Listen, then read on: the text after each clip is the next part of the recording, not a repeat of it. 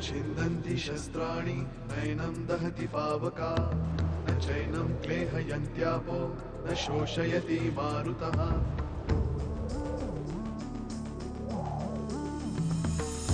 दिवसामागुनरात्र धावते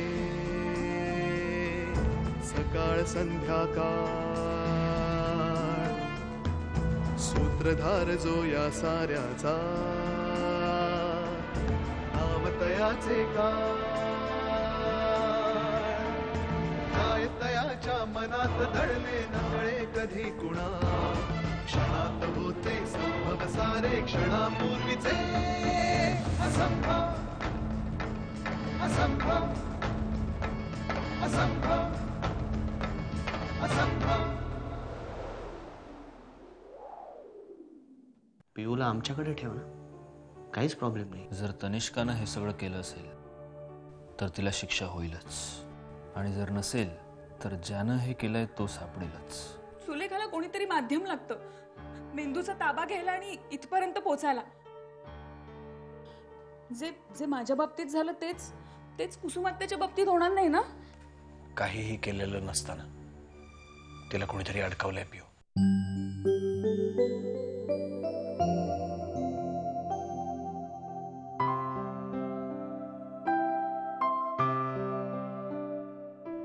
good morning बाबा. Good morning. चला उठा, क्लिनिकला जायला उशीर होतोय ना. अरे कॉफी. काय हे बाळा, हे सगळं मी करायला हवं तुझ्यासाठी, तू करतेस. त्यात काय झालं, लवकर घ्या, थंड होते.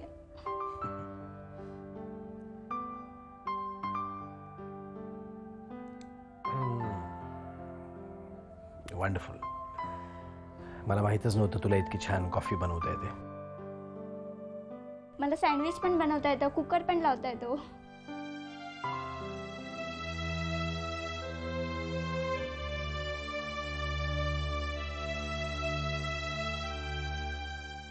बाबा, तंद्री कुठे लागली आहे? बघतोय तुझ्याकडे पण विश्वास बसत नाही. माझी पियू इतकी मोठी झाली.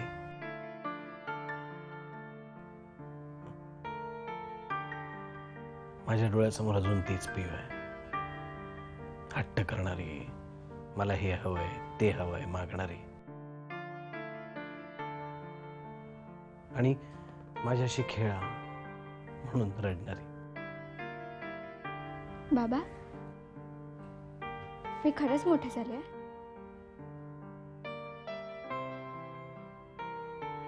मग आता मला जे काही हवं असेल ते हट्ट न करता मिळेल? बोल, काय हवंय? बाबा, मला आईला भेटायचं आहे.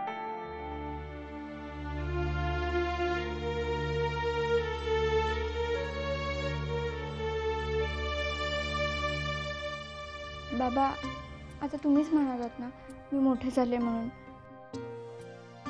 हां, मग न्याल ना मला आईकडे प्लीज.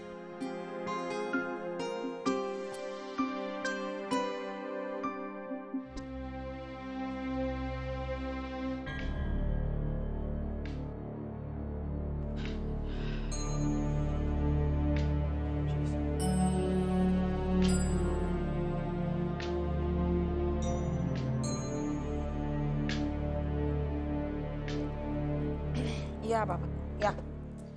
कुसुम, तुझ्या जपामध्ये मी व्यत्यय तर आणला नाही ना?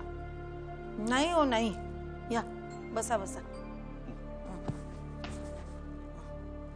सावकाश.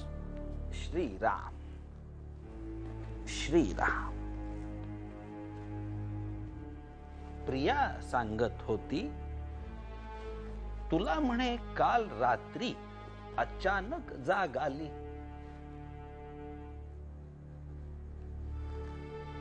हो म्हणजे अशी नेहमी नाही येत हो, पण म्हणजे अशी काल अचानक जाग आली आणि असं एकदम अस्वस्थच वाटायला लागलं. कसलं विचार मंथन चालू होतं एवढं? नाही कसलं नाही. तरी अचानक जाग आली. हो म्हणजे काही असं हे कळलंच नाही हो. आणि म्हणजे काही असं हे बाबा मनात काही नसताना सुद्धा असं अचानक अस्वस्थ वाटायला लागतं. काय असेल हो बाबा? श्रीराम श्रीराम. शोधू आपण, कारण शोधू. तूर्तास तो विषय बाजूला ठेव. मला असं सांग, तू काल आल्यावर म्हणालीस बाबा आल्याचं कळलं म्हणून पूनम कडून आले. तुला कसं कळलं मी इथे आल्याचं? कोणी सांगितलं तुला? हे नाही म्हणजे कुणी नाही सांगितलं. पण खरं सांगू का बाबा, मी जेव्हा पूनमकडे गेले होते ना, तेव्हा नेहमी जसं वाटतं ना तसं नाही वाटलं मला तिथं. असं म्हणजे विचित्र वाटलं. का कुणास ठाऊक पण असं अस्वस्थ वाटायला लागलं मला तिकडे. मग म्हटलं की आपण निघूया, जाऊया. आणि मग मी निघाले.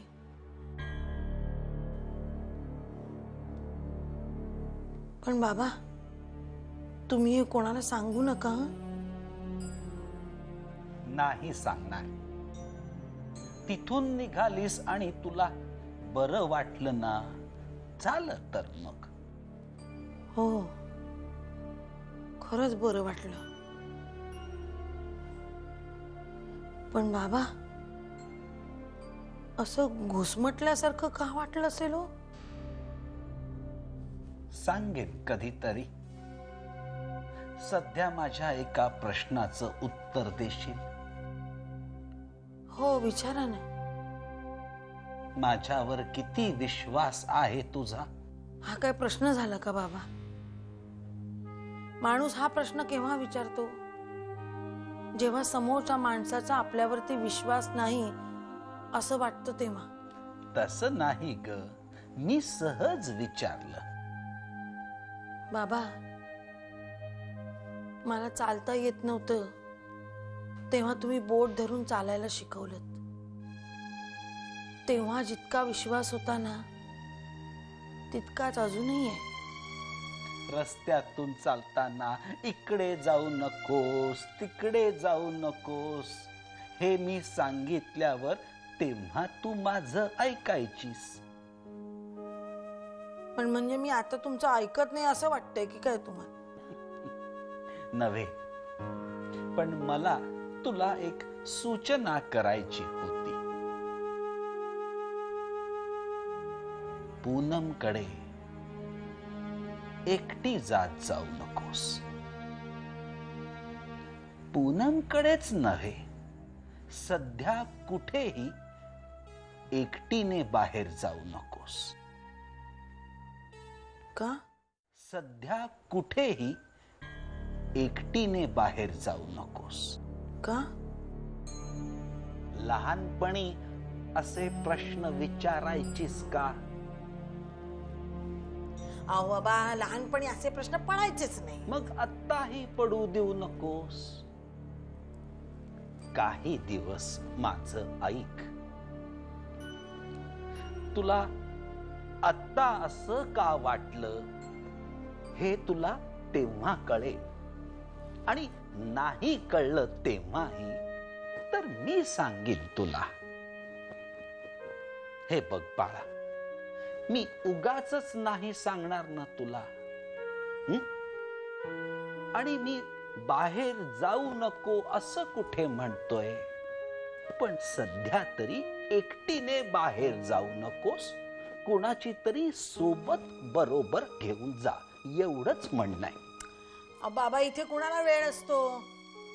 जपानमध्ये राहिल्यासारखे राहतात सगळे इथे. मुंग्या सुद्धा कमी बिझी असतील यांच्यापेक्षा. का तुला कोणी वेळ देत नाही का?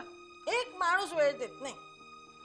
ते कामात व्यग्र असतात म्हणून वेळ नसतो त्यांच्याकडे तुझ्यासाठी. त्यांना तुला वेळ द्यायचा नसतो म्हणून ते कामात व्यग्र नसतात. तू एक काम कर, तुला जेव्हा केव्हा बाहेर जायचं असेल तर कुणाला तरी विचार की बुवा वेळ आहे का, आणि मग तू बाहेर जाण्याचं ठरव.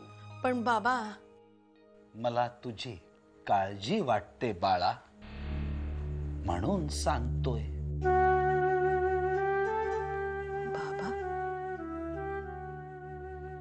असो, मला इतकंच सांगायचं आहे.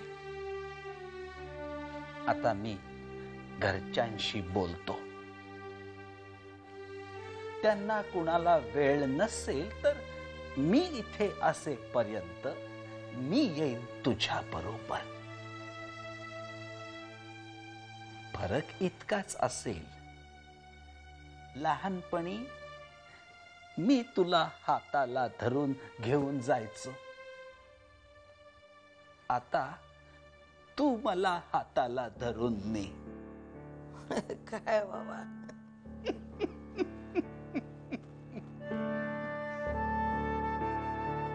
चालू दे, जप चालू दे. हो, मी येतो. श्रीराम श्रीराम श्रीराम.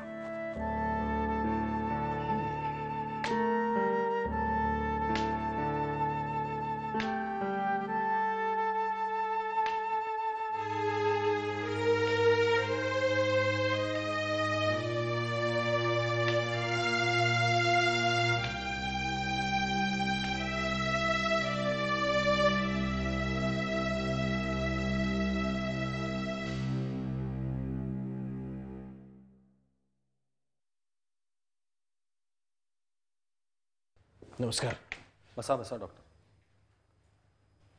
सॉरी, मगाशी तुम्ही कामासाठी बाहेर निघत होतात आणि आमच्यामुळे तुम्हाला थांबावं लागलं.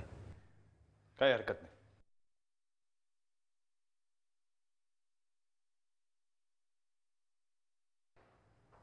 बोला.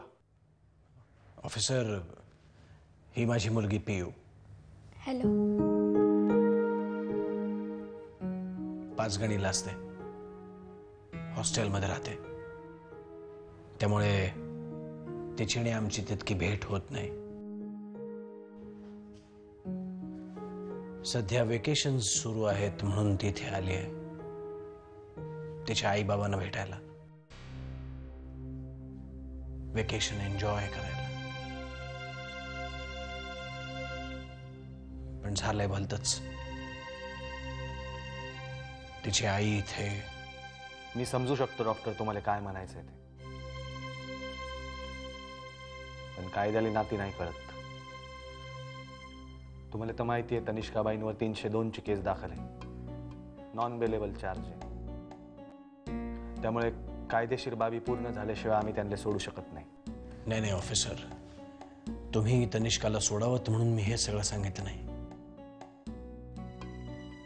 पियूची इच्छा आहे तिच्या आईला थोडा वेळ भेटायचं. 5 मिनिटं भेटायला दिलं तरी चालेल. हे बघा डॉक्टर, तुम्ही वाईट वाटून घेऊ नका आणि मी माझ्या पोझिशनचा वापर करतोय असं पण मनात आणू नका.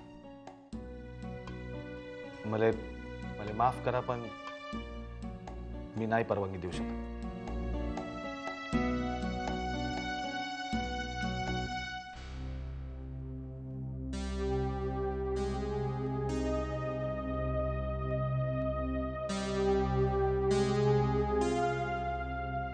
ठीक आहे,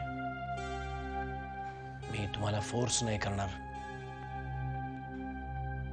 पण एकदा तिला तिच्या आईला भेटता आलं असतं तर बरं झालं असतं. डॉक्टर, कायदा नियम आहेतच, पण त्याही पलीकडे मला असं वाटतं की पिऊ अजून खूप लहान आहे. अशा परिस्थितीमध्ये तिनं तिच्या आईला असं पोलीस लॉकअपमध्ये भेटणं मला बरोबर नाही वाटत. त्यातून तुम्ही तर सायकेट्रिस्ट आहे, तुम्हाला या गोष्टी माझ्यापेक्षा जास्त समजतात.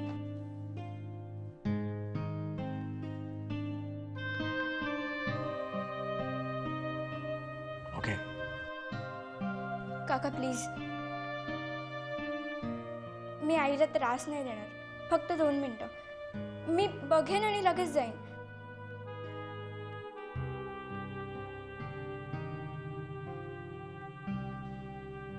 पिऊ, ते फक्त आज आपल्याला तिला भेटता येणार नाही असं म्हणतायत. 4-5 दिवसांनी कदाचित देतील परमिशन. त्यांना सुद्धा शेवटी त्यांच्या सिनियर्सची परमिशन घ्यावी लागते. त्यामुळे त्यांना ती परमिशन मिळाली की ते आपल्याला कळवतील.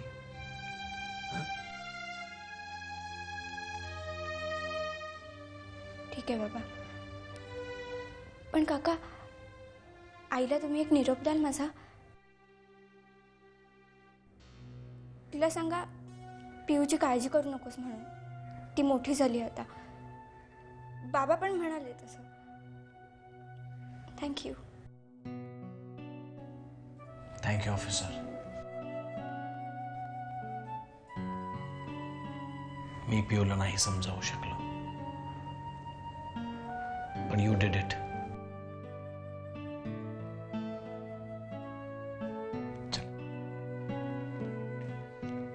थांबा डॉक्टर.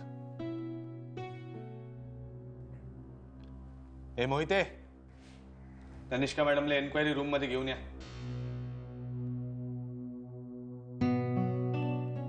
डॉक्टर, लॉकअप मध्ये भेटायची परवानगी नाहीये, पण एन्क्वायरी रूम मध्ये भेटू शकता. या, भेटून घ्या. थँक्यू. थँक्यू काका. Thank you very much.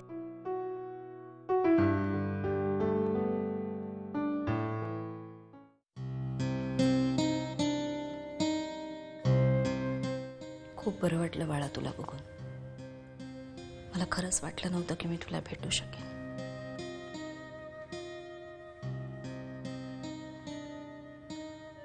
थँक्स. मला थँक्स म्हणू नकोस. तिनेच परवानगी मिळवली आहे वजलवारांकडून. आई ते काका खूप चांगले आहेत. एक विचारू तुला? मला खात्री आहे तुला उगाच पकडलंय. तुला नक्की कोणीतरी ह्याच्यात अडकवलंय, हो ना? आई मग तू सांग ना त्या काकांना, ते पकडतील त्याला. नक्की सांगेन, पण थोडासा वेळ लागेल. तोपर्यंत तुला बाबांबरोबरच राहावं लागेल. आणि मला माहिती आहे पुढे काय सांगणार आहेस. व्यवस्थित राहा, बाबांना त्यांच्या कामात डिस्टर्ब करू नको, चांगल्या मुलीसारखी वाग. राईट? राईट.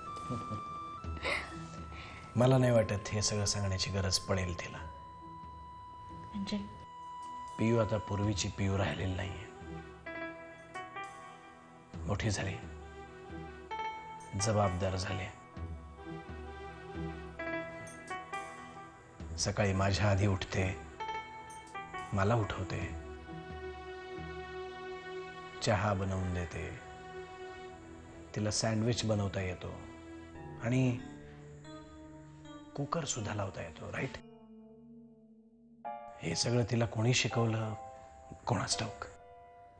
आईने.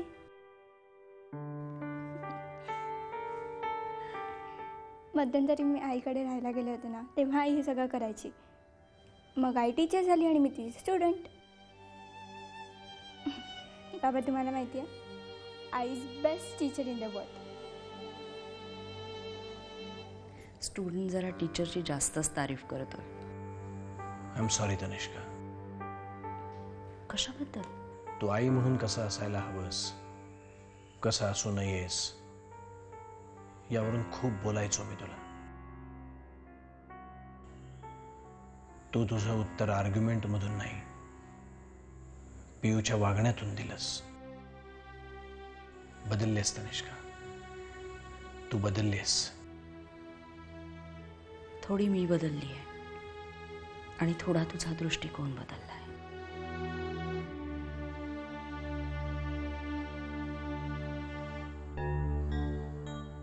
I accept. I am sorry. Sorry नको म्हणूस विराज. चुका माझ्याकडनं झाल्याच होत्या. कदाचित त्याची शिक्षा भोगतीये, प्रायश्चित्त करतीये.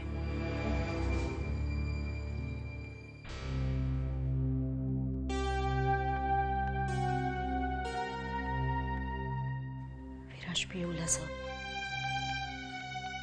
तिची काळजी घे. तू पियूची काळजी करू नकोस. तशीच वेळ आली तर क्लिनिक बंद ठेवीन मी. आई, अगं क्लिनिक घराच्या बाजूलाच आहे ना. मी केव्हाही जाऊ शकते बाबांना भेटायला. तू नको काळजी करूस ग.